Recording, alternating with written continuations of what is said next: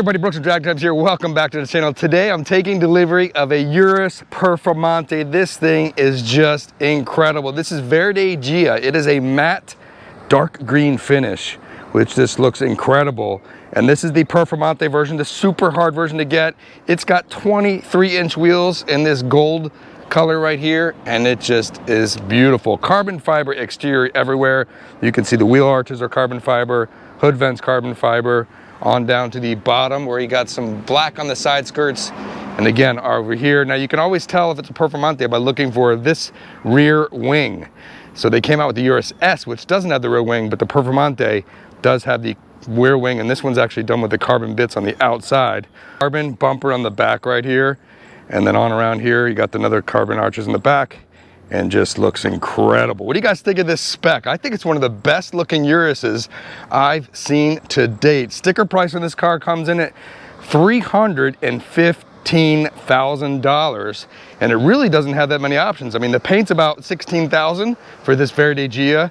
The wheels are upgraded. It comes with the 3D system upgraded inside. Of course, it's got the moonroof as well. These are the 23-inch wheels, which come in at $6,100. It's got the sport steering wheel, the advanced 3D system as well, bi-color Sportivo seats, along with the electric seats, and optional stitching as well. It's got the panoramic roof, which is about $3,200.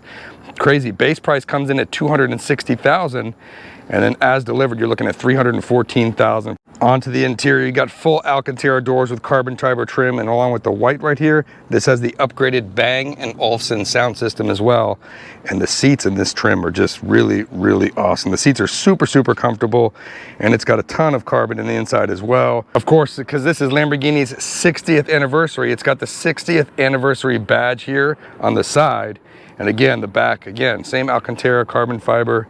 And in the back here, there's a lot of room in here. There's plenty of room in this car.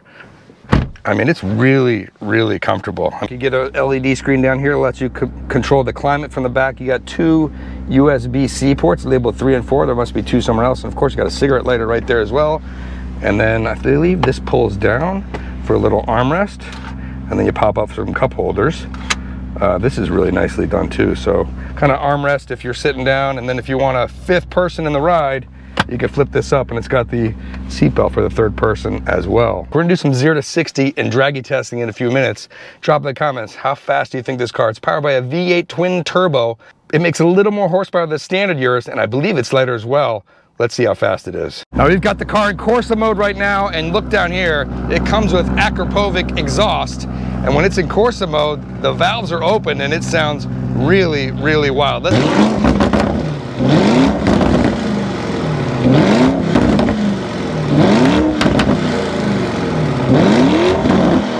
Now this car is optioned with the optional open moonroof. I believe up here is where we press the button there, and then you can see that this opens up and gives you a huge moonroof right there.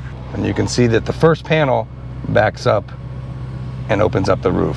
Now inside the center console, we have, it looks like a wireless charging pad, and yep, there you go. So you keep your phone in there. It also has CarPlay. I believe if we plug this in, we'll get some CarPlay features as well. We have the phone plugged into the car. Now we have the CarPlay system, which is really well done because it's fully touchscreen. So you want to bring up Waze, you go here. You got Spotify, and then I believe you could bring up some other apps right here if you wanted to bring up some other things. Touchscreen and CarPlay are great, and of course it's got a volume knob to control the volume.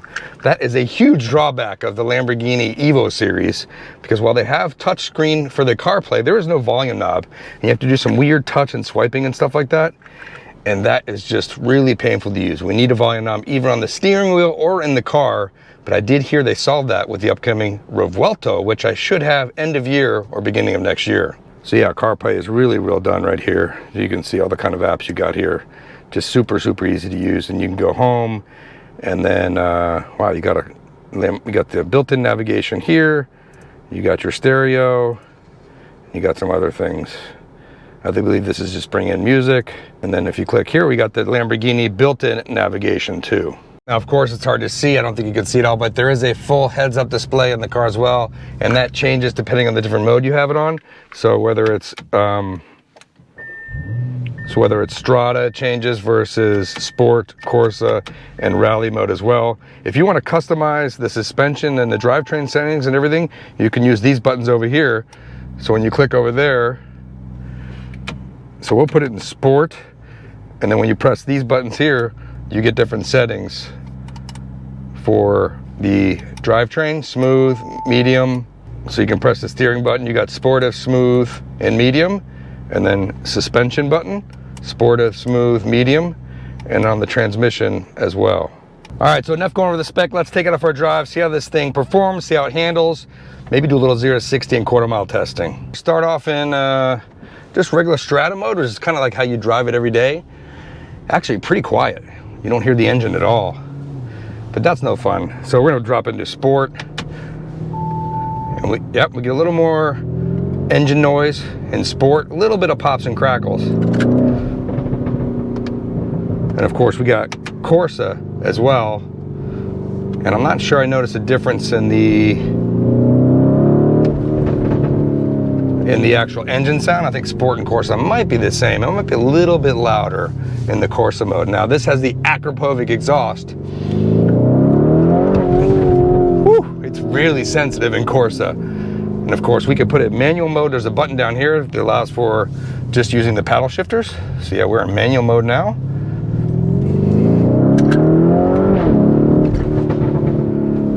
I gotta say, this car handles really, really well. But let's put it back in automatic mode, just drive normally here. I mean, super comfortable. Definitely feels like a Lamborghini when you get on it. Woo! And I wish you could see the heads-up display. It is really, really cool. It's got the hexagons going from yellow to, I believe it's white, and to red, along with your mile an hour, and then your gear selection there. Woo! I mean, it sounds really, really good. Now it's a little bumpy now because I think I'm in Corsa mode. So I'm gonna drop it back down to Strada and see. Oh yeah, look at that. Definitely smooths out, gets quiet, just kind of driving around town. Super, super nice. And then the steering lightens up a lot. Wow, what a difference. If the steering feel right now is just super, super kind of light. Oh, it's got lane assist. So I moved right and the car kind of yanked the steering wheel left because I drifted out of the lane right there. Drop it back down into Corsa. And then yeah, you can feel the steering really, really tighten up. We'll give it a little squeeze right here. That was over 60 miles an hour and it sounds great. Handling dynamics in Corsa are really, really good. I mean, if you want an everyday Lambo that's easy to get in and out of with all the performance, this might be the car to have.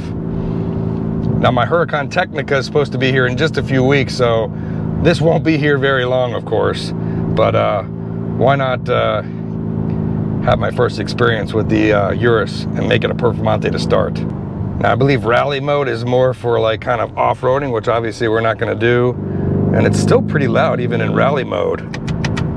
I think Sport might be the most fun to drive without doing too crazy. Whew, man, this thing's a riot. You can hear those downshifts. All right, now let's drop this down to Corsa. We're gonna turn off ESC. Let's see what the Urus Performante is all about. Let's give a little 0 to 60 test and maybe a quarter mile depending on how much space we got.